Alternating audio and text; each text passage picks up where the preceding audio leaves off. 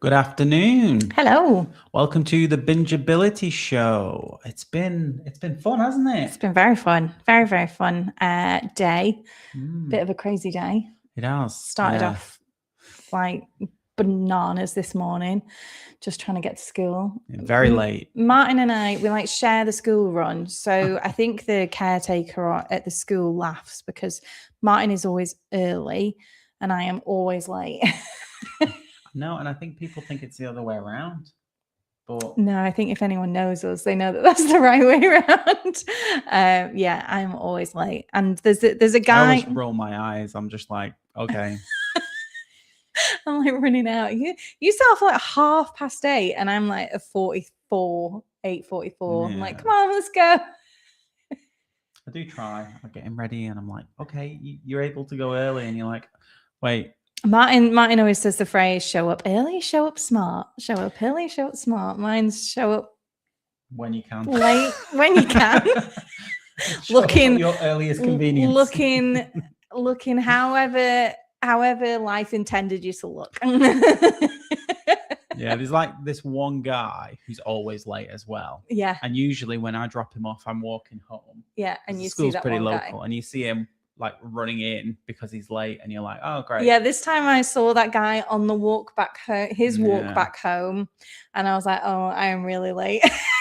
So not like that guy late, like super late. Yeah, never mind. Yeah, well, the joys of parenting and running around finding clothes. The problem is that we're so close to the end of term time that all of his clothes are like either ripped or too small. Oh yeah, they've got grass stains all over them. There's no point. I'm not buying him anything new. Do you remember they were like when we were kids and you go to school like your coat up here and like everything would be dead tight because it would be like 2 weeks before the end of school term, and your mum would be like, I'm not buying you a new school uniform. I think for boys it's worse because you're always like rolling around fighting, like scratching, ripping your clothes and stuff, playing football. I don't know, but yeah, I used to go through clothes. But we're 2 weeks away? 2 weeks today. Yes. So it's going to be fun. It's going to be fun doing the Bingeability show as well. I'm hoping that he doesn't come in and start asking for a biscuit in the middle of us. He has been wanting to watch live though. That's the thing. So he'll be downstairs watching us live. He'll be commenting saying, can I have a biscuit? Yes. If you see that, that's our little boy. Anyway. Some good content today coming. Yes. It's going to be a really interesting topic today. I think a lot of people are going to be learning from. So let's get stuck in. Absolutely. Some exciting news. We will be talking about our recent campaign, which I think people are going to find fascinating. A recent marketing campaign where we have been spending a little bit of money on ads, not too much, but testing. And we want to give you our experience, give you the numbers so that you can work out whether or not video ads will be right for you. But anyway, we're very transparent, aren't we? So absolutely. we'll be completely transparent with it as well, just so you can see kind of what could work for your business. And I think you'll be surprised as well at how cheap you can start with it as well. So yeah, we'll get into that. But firstly, some exciting news that LinkedIn has launched its own creator marketplace, which is really interesting.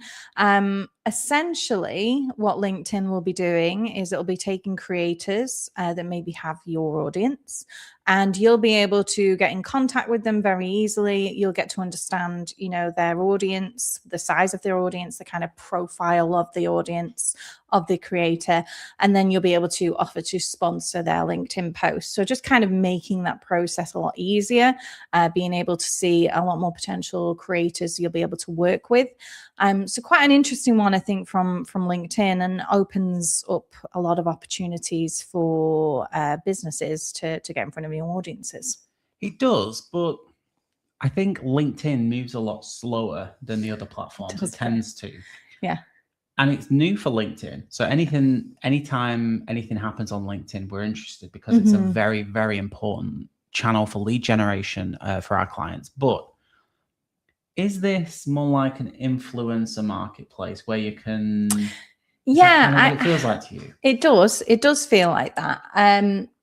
It's funny because we are kind of Vidonary, particularly, is kind of the antithesis of something like a creator marketplace, because we are in the belief that the CEO or the founder or some sort of representative in the company should be creating content for that company rather than relying on other creators or influencers. It's not that you can't, we think you shouldn't use them ever. It's just that it's my personal belief and yours as well, that it content and what drives leads and sales and people becoming huge fans of your company is you being the face of it and you talking about it. No one is going to champion your business like you do. So yes, you can hire an influencer and a creator to talk about it, but they're not going to have the same experiences, stories, passion, the reasons why they've done it as you have. So you need to think about bringing that at least to your content strategy as well. One thing I think it's good for is that when you have a LinkedIn profile, it's built off the back of your brand, your experience, and your credibility. Mm-hmm. I kind of feel like it's more protected, your LinkedIn profile, than it would be if it was just an Instagram profile. For instance, if I wanted to create a fake profile, it'd be very difficult to do that on LinkedIn. But it would be a lot easier if I was just on Instagram or on Facebook or TikTok, for instance, and you just buy a bunch of followers. It does feel that the value of a LinkedIn person, if they have an audience, is a way more valuable than maybe on the other platforms, especially because LinkedIn's the kind of platform where you can appeal to people that have more money, the average income level on someone who uses LinkedIn. So that's why ad spend is way higher on LinkedIn, because the network is higher caliber. So I think that's a good thing. But does this not tap into and kind of contradict what we were talking about yesterday with the fact that you are the expert, just like you were saying? Yeah. I'm the expert, so I should be out on camera, not relying on influencers, because influencers are becoming less and less desired. And now people who are industry experts, they're getting in front of the camera. They're presenting their ideas, experience, and stories, because that's what's... So this is why I keep thinking, are they just like 5 years behind everyone else? Yes, I kind of agree. And I think it's not that I'm really against it. If I was going to hire someone for Vidonary, though, I would want them to be an active user of Vidonary. I would rather work with 10 active users of Vidonary that love the platform, that have their own experience of it, their own success stories to tell, rather than hire one really great person who I just give money to and they just don't care about the software. You know, they've never used it before, and they're just going to post about it. I think that the 10 people that are using the software currently and would have their own stories about it, I think that they would perform better in creating content. Definitely. There are more than 10 people using it. Yeah, there are more than 10 people using it, but I'm just giving an example. I'd rather pluck 10 out and work with them and say, okay, would you be open to talking about your experiences and things like that, rather than hiring one big influencer on LinkedIn? Yeah, or some marketplace and picking them out. Like, I don't know, what do I fancy today? That person. And I think as well, it's difficult. You have to choose wisely. There's obviously there's incredible people on LinkedIn who've built a really good following through creating really good content, and then there's people that have built a really good following from being part of what are these groups called, that, you know, basically they just like and comment on each other's LinkedIn posts, and kind of hubs or pods. Pods. So you kind of have to be careful on that front as well, just making sure that you're choosing wisely. But I do think in some circumstances it works well, but if that's your sole thing that you're relying on to push your business, and SaaS companies are the worst at this, I think, because generally they have more technical founders that perhaps prefer the tech than going on camera or like creating content, being in a dark room and not speaking to people. Being hermits. You know, that can be quite appealing, but even if you are a hermit, I would rather hear from the hermit than the person that's never used the software before and is just being paid to talk about it. Yes. Yeah. So I think we should test it. I think we should see how it works, and we can deliver the results back. That sounds like the most sensible thing to do. Does this work? Test. We have hired influencers before for various businesses that we've been a part of. Sometimes it works, sometimes it doesn't. But but nothing's better than being the voice of your business. So I found that the best people that we've worked with, you know, where I've gone to them and I've said, oh, I think this business that we're affiliated with would work really well for you to promote. Would you be open to it? I found the best people have pushed back a little bit and they've been like, well, I need to test this first. I need to look at this first, because those are the people that really care about what they recommend to their audience. And so they want to test your product first. They want to make sure that it's right. They want to make sure that they enjoy using it, and then they feel comfortable recommending it. So I actually think that's a big green flag. If you're looking for someone, you know, do they push back a bit? Do they say, I need to test this first, I need to look at it? Or are they just like, yeah, I'll just accept your money, thank you very much? That would be more of a red flag for me, I think. Yeah, I like it. Yeah, it's true. Yeah, 100%. Another exciting thing that has happened is that ChatGPT ads are coming to the UK. So this is already happening, obviously, in the States, but they are coming to the UK. So this is a great opportunity if you are thinking of running ads to maybe get on ChatGPT. I know that Daniel Priestley has talked about this before, the fact that when it sort of launches something like this, generally it's the cheapest it'll ever be. So it's a good opportunity to get in while you can before prices go up exponentially. And we know, because we got in with Facebook ads really early, like 10 years ago, something, I can't remember, but it was dirt cheap then for ads. And we love that. So yeah, I think this will be hopefully another way for businesses, if they get in early, to get it at a more reasonable price. Yeah, in fact, we not told a lot of people, but we actually sold our first house using Facebook ads, Yeah, which was so funny. So quick sidetrack. So we were having problems with the estate agent and they weren't getting as many viewers to come around. Maybe it was the price, whatever. It was a decent house, nice setup. Yeah. So we were struggling to get people to come around to view the property. So what I did is we set up a fake like profile or business account for homes in our area, and we posted a few links to Rightmove for various properties. But when you have a page on Facebook, you can actually put some ad spend behind it. So what we did is we got the Rightmove link, posted it on a page, and then basically boosted it to everyone within the local area. And we'd spent like £16. Yeah. And we had so many viewings. So many viewings. One of whom went on and bought the property off us. Which was so funny. It's so funny. Yeah, it was. And it was like, less than £20. Yeah. It was brilliant. And those are the prices then. But that was before any estate, because estate agents, I think, now do a lot of ads, but that was before any of them did it. And I remember being really worried. I remember thinking, Mine, are we allowed to do this? This was like 15 years ago, wasn't it? Before we got married. Yeah. And there was weeds in the front. You took a picture of the house, but there's weeds in the front. So you're like, I'm just going to Photoshop them out. And then eventually I'll get out to look in the weeds out.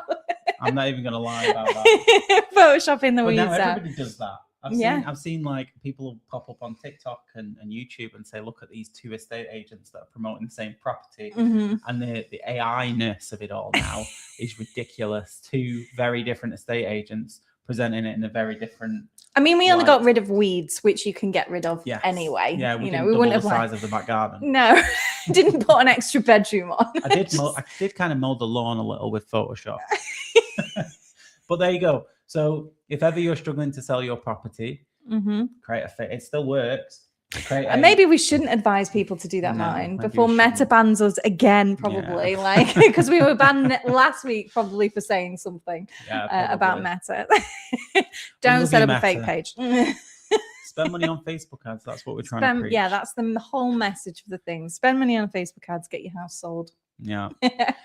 But anyway, ChatGPT is at that point now where they are allowing UK business owners, and we're not tested it ourselves. We are going to test it and we'll feed it back to tell you what happened. But we've already seen that now videos are showing up in search results anyway. When you search for ChatGPT, the reels are showing up in the Meta AI, and ChatGPT is the same as well. Claude's referencing longer form YouTube videos if you ask a question. So they know the AI large language models are absolutely recommending content. So I'm interested to find out how weird it's going to be, because we've all been used to using it organically for free and just getting the whatever they recommend as being the result. But we've never had anything shoehorned in to say, oh, by the way, if you're looking to sell your home, why not try this app or whatever? So it's going to be interesting to see how relevant it is. And how it's positioned as well. Is it positioned more naturally within the text? And obviously it'll say ads, because it has to. Or is it going to be like Google search result where it's like at the top? I mean, now I get confused with Google search results, what's an ad and what isn't an ad. But what it used to be like, it used to be very clear at the top. This is the ad bit. And you always used to scroll down and ignore that and then go to the organic search results. So yeah, it's going to be I'm going to be really intrigued to see how they position it as well. Yeah. But yeah, we're going to give it a go and we'll report back. Absolutely. Yeah. Awesome. So coming on to our recent campaign. Nice to see you, Kristen, Josh, Simon. Thanks for joining us. We have recently been promoting Vidonary, specifically because we've just launched the video bootcamp, which has been insane, by the way. Yeah. Yesterday was the first day, wasn't it? Yeah. People have done amazing. So it's the first day where they had to submit their video content. You have to do it daily. And I saw there was 170 comments. So you have to put your video in a thread. Which is the most I've ever seen for day one. Some of those are people supporting each other, talking about each other, giving comments, which is nice. But over like 100 people have published video content on the first day, which is absolutely insane. And it's so good. So yeah, it's been our most popular boot camp so far, and it's been doing incredibly well. And that may be because we decided to spend a little bit of money on ads promoting it. And we wanted to do that because we wanted to feed back to you all how effective and successful ads have been. And we tested a variety of video ads as well. So obviously everything comes back to video because we think it's the best way to connect and convert more of your audience into sales. So we wanted to practice what we preach. So we recorded a series of video ads using sometimes props, sometimes negative hooks, sometimes positive hooks. And it's been fascinating, hasn't it? I mean, how much have we spent over the past couple? It's only 2 weeks, but we spent on the actual ads itself. I think it's about 700, but that's not just the boot camp as well. That was just to promote Vidonary in general. So last week, 700. No, for the last 2 weeks. Oh, wow. Okay. Yeah, so not a significant amount of money. So we work with a lady called Jo Francis on our ads, and she's brilliant. She's so good. And she manages the entire thing. All Martin has to do really is kind of create the video content for it. But we were getting sales at £23.26 per customer. Now, considering that, I mean, we're very new, so the lifetime value of a customer kind of goes up and down. But, you know, if it's between £200, £300, then that's very much worth it. So when you come in to do ads, you know, look at it like that. Really, you're looking at a 3-to-1 ratio. So, you know, if you're spending £20 to acquire a customer, you're at least getting £60 back. And then, you know, you can see that that's worth it. But for us, it definitely was. Yeah, I mean, if we've got a lifetime value of a customer at £300 as an example, some companies it's a lot higher, and you're able to get customers for £20, then you will want to spend as much money as you can, because it makes no sense if someone gives you, if someone says to you, give me £1 and I'll give you £5 back, you'll not stop giving them £1. True. Would you? You just keep. Here's another one. Yeah, it's another one. How much times can we do it? So obviously this was just a test for us, but it's nice to know that we tested a variety of different things like text-based ads, image-based ads, and video ads.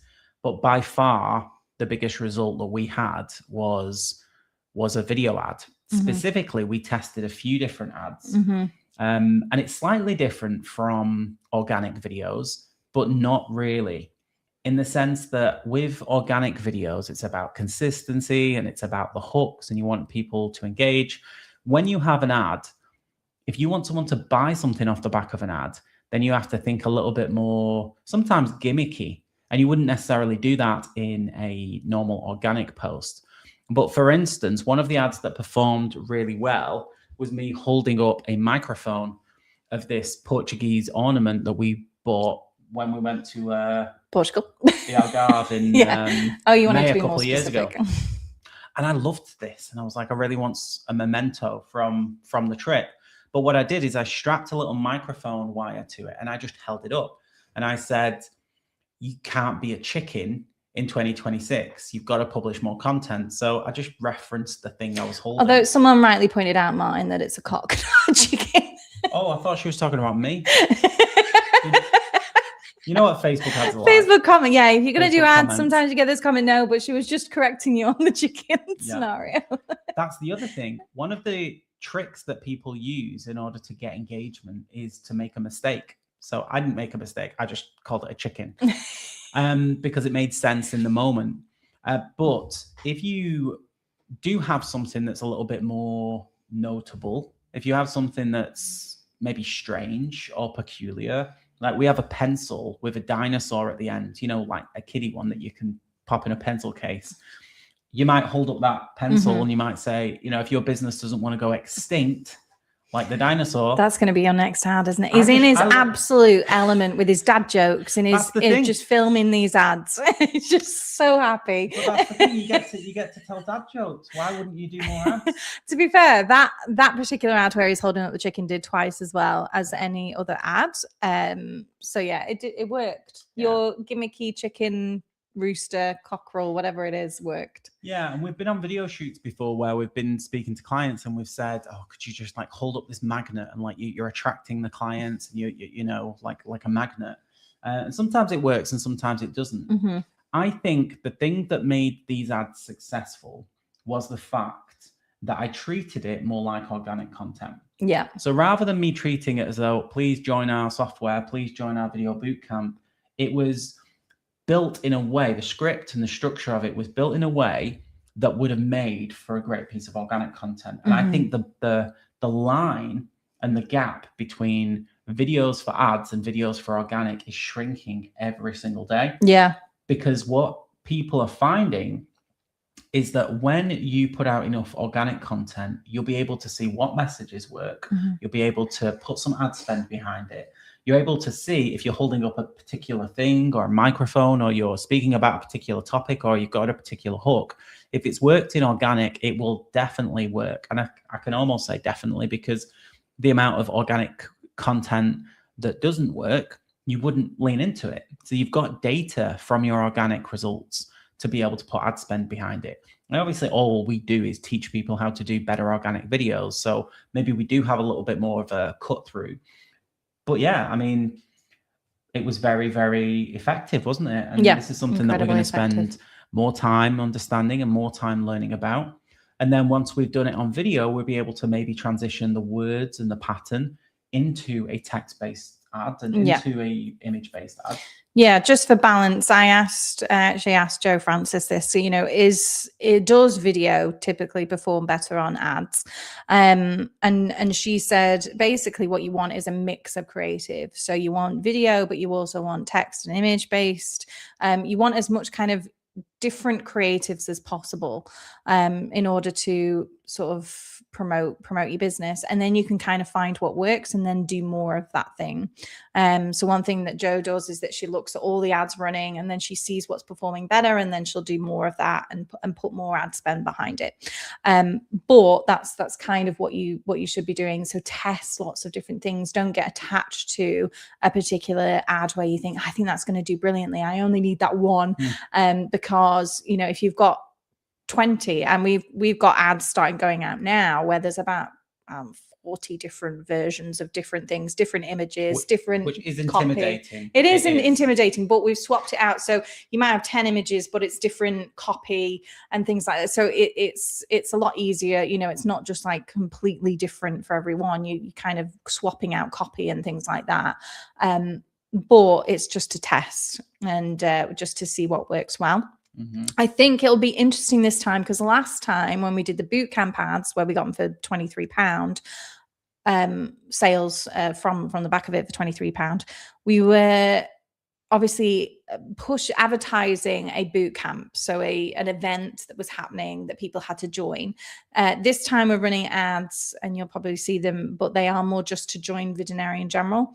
So the results might be slightly different. There's not that kind of time limit that someone has on it. You know, when we're advertising the boot camp, they could see the boot camp was starting Monday, so they had to kind of get in before then. So it might be slightly different this time, but we're just testing and see. Everything is about having a testing mindset. Yeah, everything's about dad jokes, basically.